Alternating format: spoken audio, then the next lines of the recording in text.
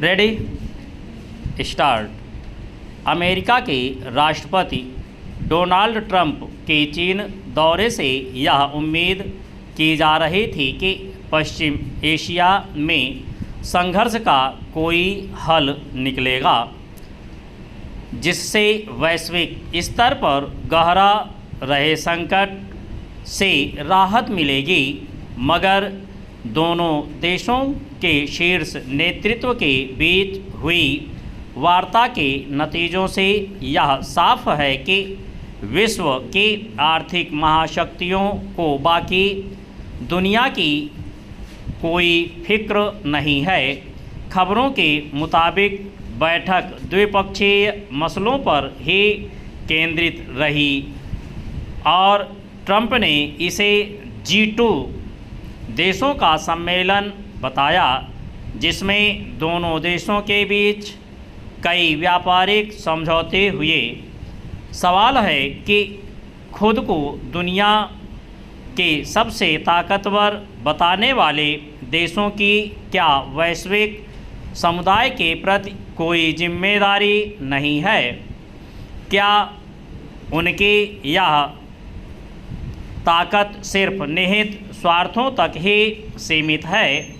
पिछले कुछ वर्षों से विश्व के आर्थिक हितों को देखने के अमेरिका के नज़रिए में बदलाव साफ नज़र आ रहा है। अब यह साझा उदार मूल्यों पर नहीं बल्कि महाशक्तियों के प्रभाव क्षेत्रों पर केंद्रित होता दिख रहा है। ऐसे में सवाल यह नहीं है कि अमेरिका और चीन परस्पर सहयोग कर सकते हैं या नहीं, बल्कि यह है कि उनके बीच तालमेल संभव हो सका तो वह किस तरह की वैश्विक व्यवस्था तैयार करेगा। चंद दो देशों का समूह यानी G2 शब्द वर्ष 2005 में अमेरिका के एक प्रमुख अर्थशास्त्री ने गढ़ा था। उनका विचार था कि दुनिया के दो सबसे बड़ी अर्थव्यवस्थाओं अमेरिका और चीन के बीच मजबूत साझेदारी होनी चाहिए। इस विचार का उद्देश्य प्रमुख अर्थव्यवस्थाओं के समूह G20 को और मजबूत करना था। तब वैश्विक वित्तीय संकट से निपटने के लिए G20 की रणनीति के तहत अमेरिका ने शुरुआती दौर में 787 अरब डॉलर जबकि चीन ने 586 अरब डॉलर का प्रोत्साहन पैकेज दिया था।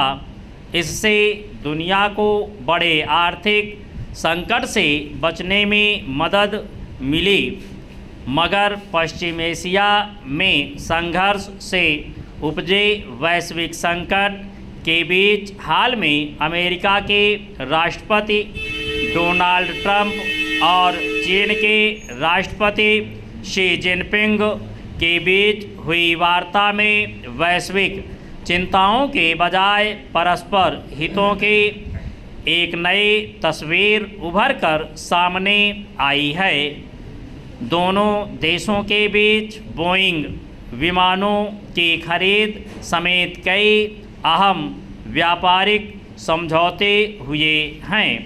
यानी अब अमेरिका चीन सहयोग का मतलब यह नहीं है कि उससे दुनिया के बाकी देशों के लिए सकारात्मक माहौल बनेगा, बल्कि यह एक ऐसे निजी समझौते की तरह दिखाई देता है जिसमें दो महाशक्तियां सिर्फ अपने हित साध रही हैं।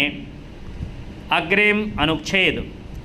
गौरतलब है कि होर्मुज जलमार्ग के बाधित होने से वैश्विक स्तर पर ऊर्जा समेत कई आवश्यक वस्तुओं का संकट पैदा हो गया है।